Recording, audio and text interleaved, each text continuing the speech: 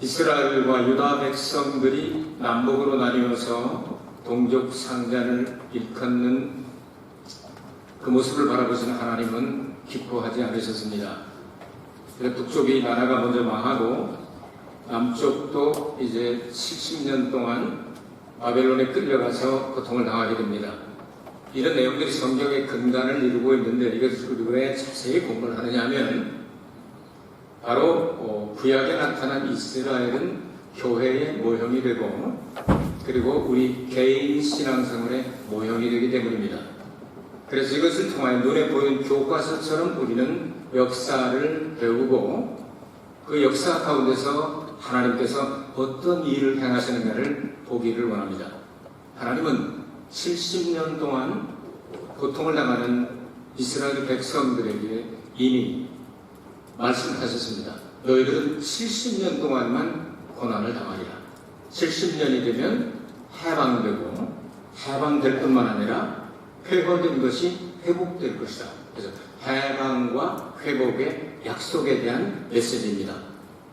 이것은 이스라엘 역사만을 말씀한 내용은 아니고 신약시대 우리 모든 열방과 민족들에게 주신 메시지인데 우리는 적어도 5가지 인간의 힘으로 해결할 수 없는 문제를 가지고 그게 포로가 되어 고통을 당합니다.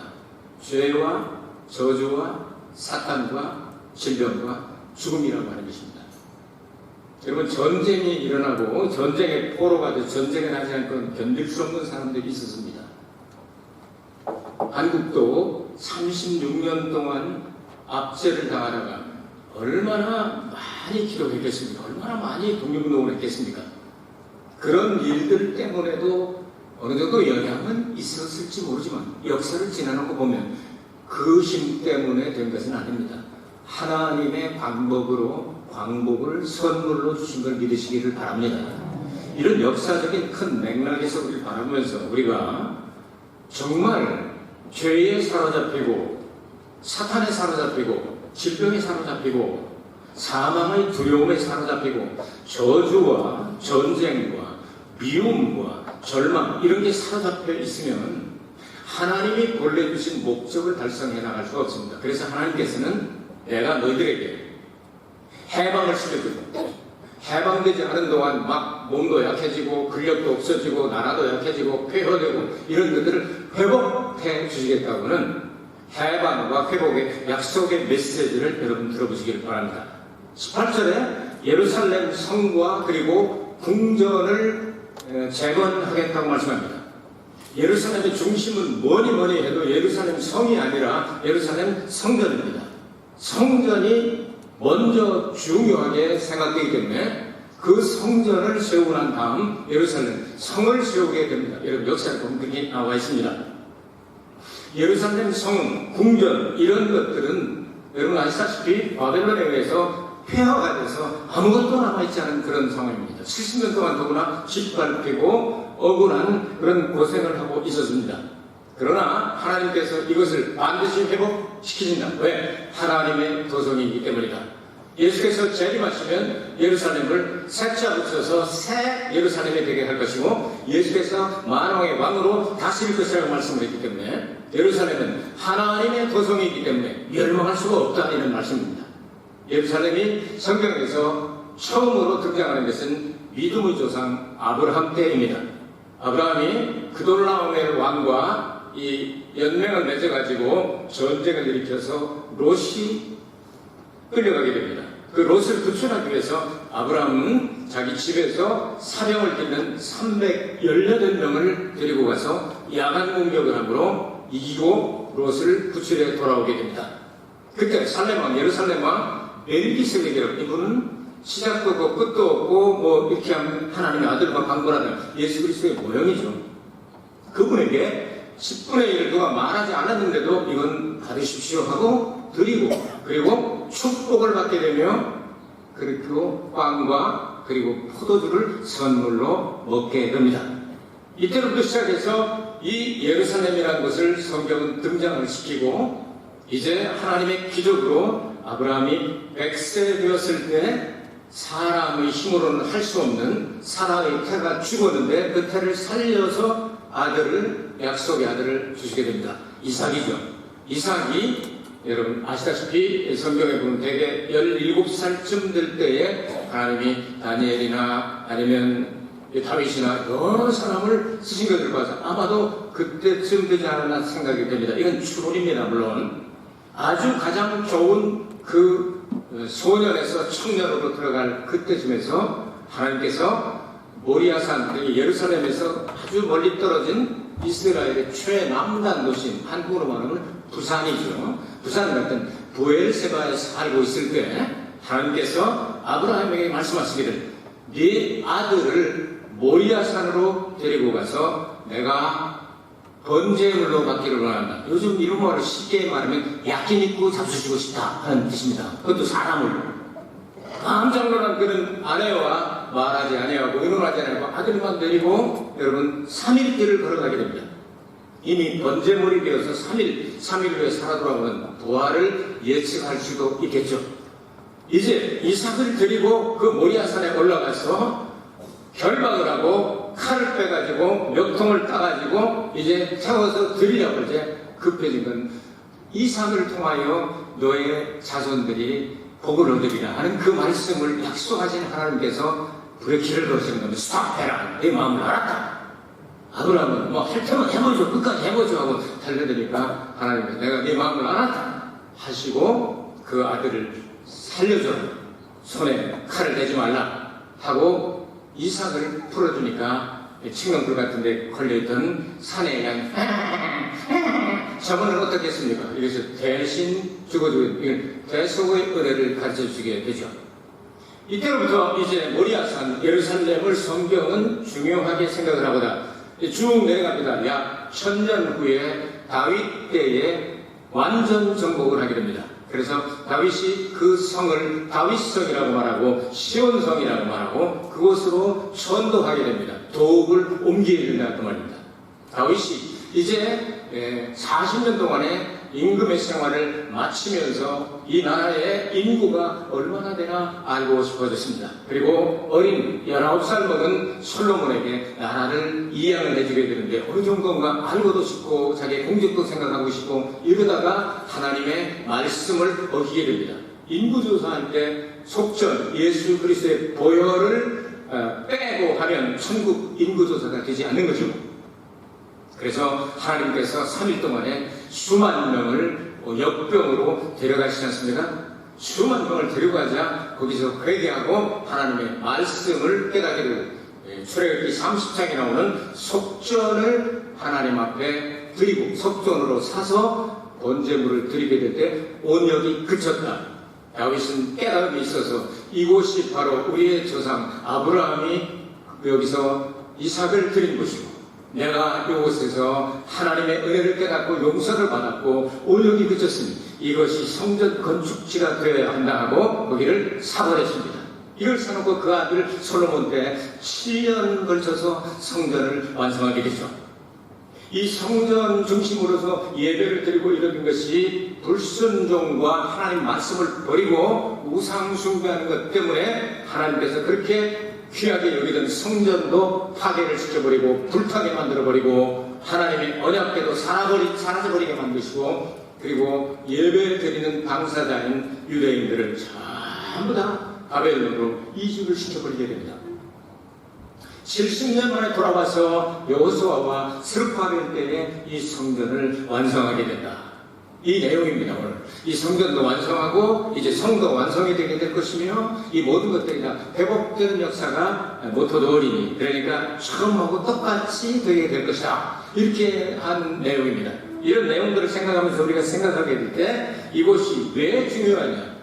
다윗이 이제 그렇게 정해놓고 솔로몬이 성전을 지었던 그곳이 약 1000년이 지나고 난 다음 구세주 예수 그리스도께서 바로 그 자리에 갈보리 언덕에서 십자가에서 피 흘려 죽으시고 장사 지내고 3일 만에 부활하시고 감람산에서 승천하시고 다시 감람산으로 재림하실 장소가 예루살렘입니다. 그래서 예루살렘을 하나님께서는 버리지 아니하시고 반드시 회복시켜서 원래 상태로 하겠다 이렇게 말씀하시게 된 겁니다.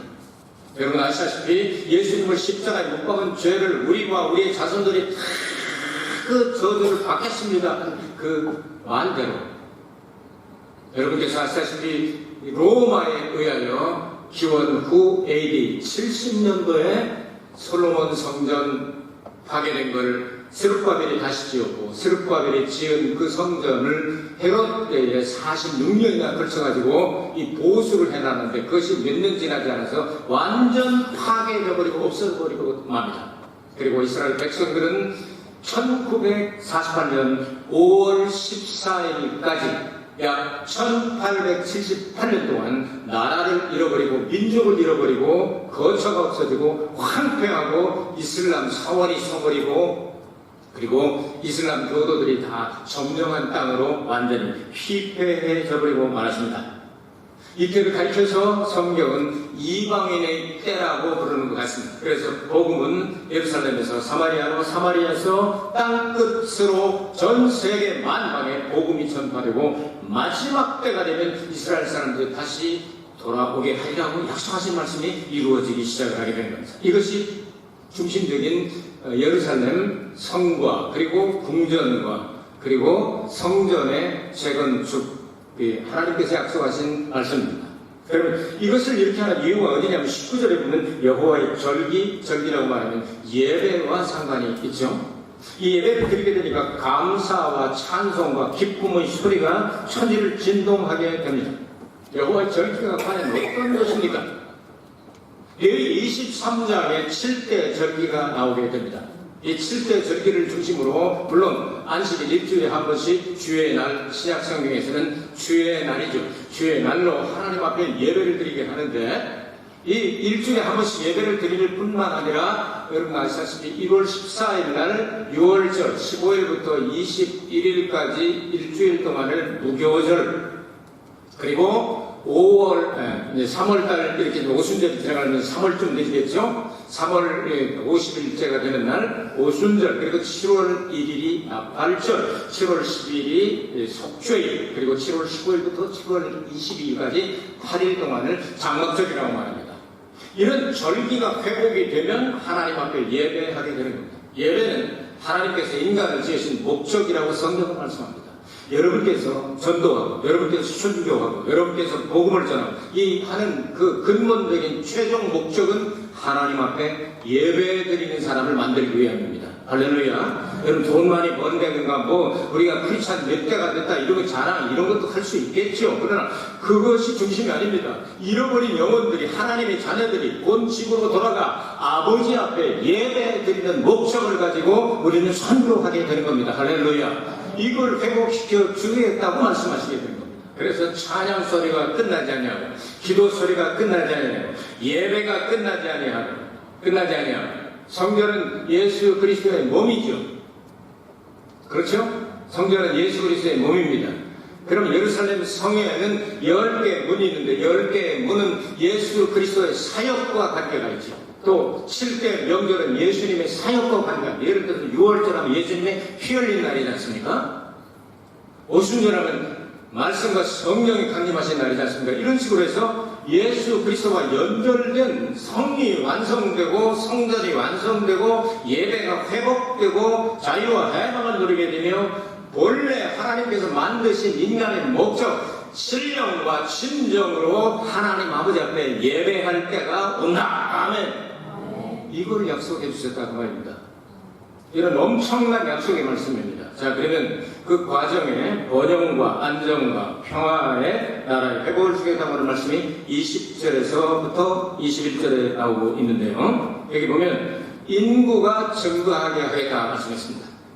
이스라엘 역사를 보면 이스라엘 백성은 70년 동안 포로 생활을 하다 돌아오게 될 때 수십만 수백만 명이 끌려갔는데 그 중에 약 4만 9천 몇백 명에서 약 5만 명이 돌아오게 됩니다. 1차로 5만 명 정도 2차, 3차 이렇게 해가지고 1차 때 여호수아와 스룹바벨이 오고 2차 때 그리고 3차 때 느헤미야, 에스라 이런 분들이 와가지고 이제 점점 뚫어나게 하겠다. 신약의 교회가 날마다 구원받는 사람들이 늘어나더라. 할렐루야. 세계 만방에 예수께서 교회를 세우시고 나서 지금까지 계속해서 구원받는 성도들의 수는 늘어나게 됩니다.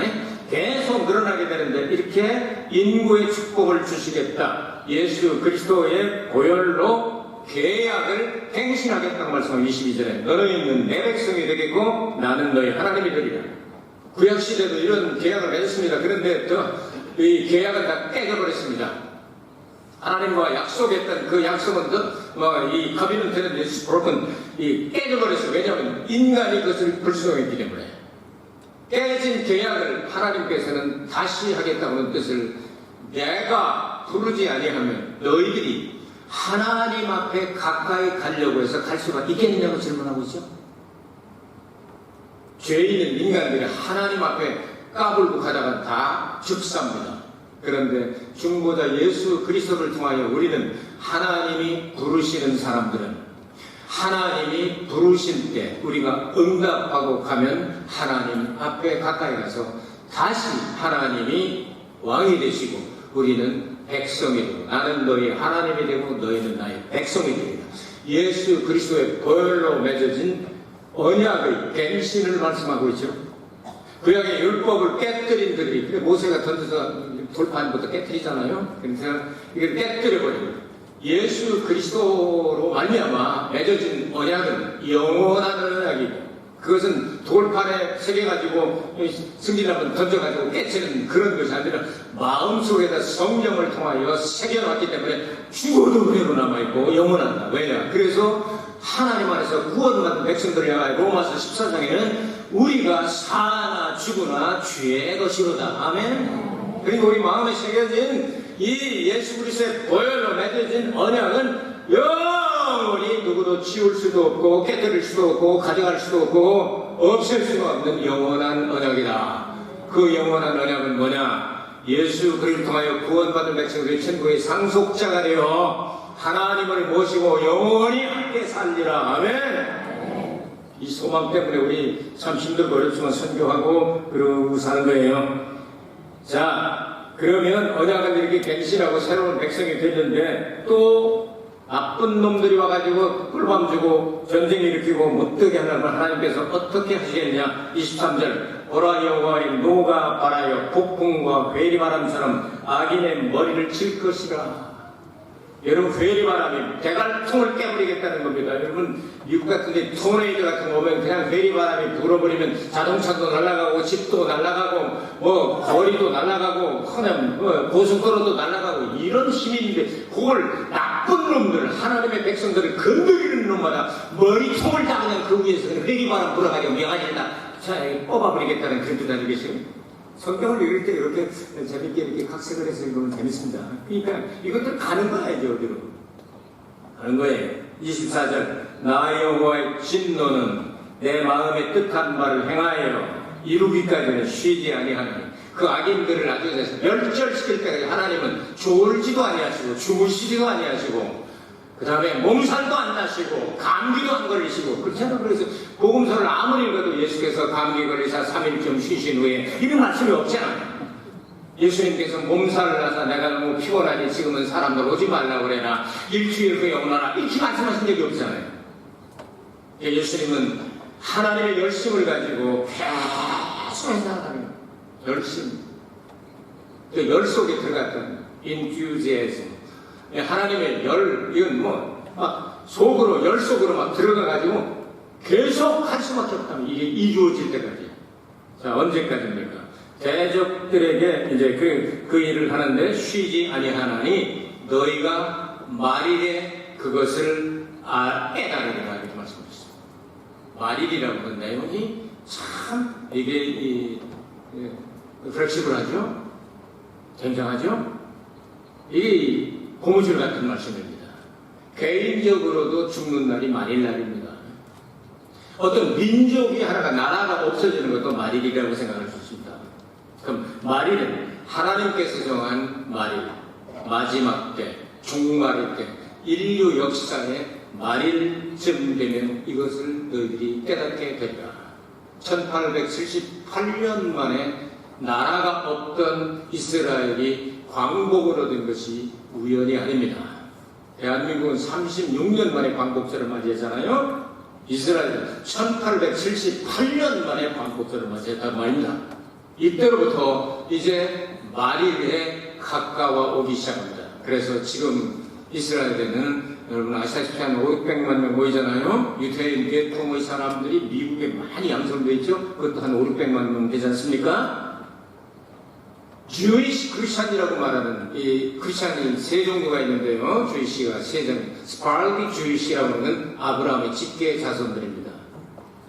그거는 우리하고 셈적으로 메브리코에다가 조그맣고 비슷합니다.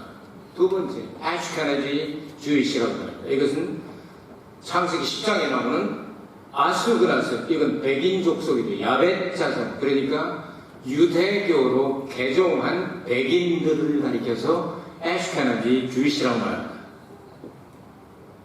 이제 세 번째는 뭐냐면 메시아닉 주이시라고 말합니다. 예수 그리스도를 메시아로 영접한 사람, 유태인들 가운데 이 사람들을 이야기합니다. 이 사람들이 여러분 조사해 보시기 바랍니다. 1950년대부터 이게 몇천 명에서 몇만 명으로 지금 수백만 명으로 늘어나고 있습니다. 말일이 돼서 너희들이 이것을 깨달으리라. 마지막 때가 지금 가지고 있습니다. 여러분 이제 이렇게 오봉 휴가철이 되고 또 청년들 중고등부 다 이렇게 이제 다 떠나서 바깥에서 이런 다 다음 주에 좀 잠시 시작했는데 제가 다음 주 설교 제목이 뭔지 압니까? 무기또 골짜기 세계 최후의 전쟁이라는 무기또 골짜기의 설교를 준비했습니다. 여러분 세계는 지금 종말을 향하여 한결없이 가고 있습니다. 그런데 염려할 것 없는 것은 하나님의 시간표 타임 스케줄에 의해서 움직여지고 있고 하나님의 계획대로 가고 있습니다. 하나님이 2000년 숨겨놨다가 뽑아내는 민족도 있고 한번 하나님의 백성들을 건드렸던 나라는 하나님이 다 까보셨습니다. 아수르가 어디 있습니까? 바벨론이 어디 있습니까? 페르시아가 어디 있습니까? 다 싹 까버리겠다고 했잖아요. 다 까버리고 사라지게 하셨습니다. 그러나 하나님의 백성들은 마지막까지 사명을 감당하게 하실 것입니다. 하나님을 믿고 예수 그리스도를 믿는 사람들은 천국을 상속받는 티켓이 주어지게 됩니다. 할렐루야. 이 티켓을 가지고 우리는 천국 가고 거기에 못 가는 사람들은 모조리 모아가지고 지옥으로 떨어지게 될 것입니다. 이게 성경 내용입니다. 중간은 없습니다. 천지, 중간, 연옥 뭐 이런 건 소설이지 그게 진짜 있는 게 아닙니다. 그런 사람들을 위해서 누가복음 16장을 말씀한 겁니다. 또 하나 사이에는 큰 구름이 있어서 오고 가지 못한단다. 그렇게 말씀하시잖아요. 성경을 여러분 그대로 보시기를 바랍니다. 그래서 하나님 나라에 들어갈 사람과 지옥에 빠질 사람은 딱 하는 거 이제 끝나는 겁니다. 영원토록. 이런 우리는 약속을 받은 약속의 자녀들입니다. 여러분 해방을 감사하시길 바랍니다. 병이 났는데 먹을 거 없으면 안 되잖아요. 잘 먹고 건강을 또 회복시켜야 되지 않겠어요? 그래서 해방과 회복의 약속에 대한 메시지를 오늘 본문 중에 말씀을 드렸습니다. 이 한 주간 동안 수련회 가는 분들 수련회 가서 그냥 많이 받고 또 여러분들 더위와 싸우면서 하나님께서 우리를 얼마나 사랑하시면 독생자를 아끼지 않고 선물로 보내주시고 긍휼을 베풀어서 예수를 믿는 사람에게는 죄를 묻는 것이 아니라 그럼 회개하게 되죠. 예수 믿게 되면 예수 공로 의지하여 받아주시겠다고 하는 이 놀라운 약속을 우리는 받았습니다. 그래서 우리는 절대로 우리 실력과 우리 행위와 우리의 능력으로는 할 수 없는 그것을 예수 공로 의지하여 의롭다 하심을 받고 천국 가는 길을 발견하게 됐습니다. 얼마나 감사합니다. 한 주간 동안 감사하며 승리하는 여러분 되시기를 주의 이름으로 축복합니다. 은혜가 풍성하신 아버지 하나님 감사합니다.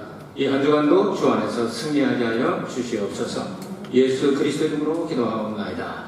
아멘. 말씀을 생각하시면서 우리 결심을 붙이는 기도를 하겠습니다. 통성으로 기도합니다. 거룩하시고 공평하신 아버지 하나님 감사합니다. 오늘도 살아계신 하나님의 말씀을 통하여서 저희들을 모든 언덕에서 해방되게 하시고 회복하게 하여 주시옵소서. 하나님의 백성으로